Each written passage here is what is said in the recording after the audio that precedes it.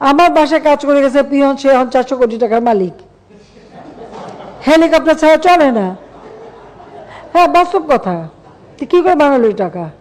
যখন আমি জানছি তাকে বাদ দিয়ে তার কার্ডটা সব সিজ করে সব আমার ব্যবস্থা আমি নিচ্ছি। তো এটা তো হয়, বাট এটা তো করে আপনারা এটা এখন ধরার পরে না এগুলি চোখে আসে, তাছাড়া তো হয় না। যখন ধরা পড়ে তখন আমরা ব্যবস্থা নেই। এটা তো একটা মানসিকতা।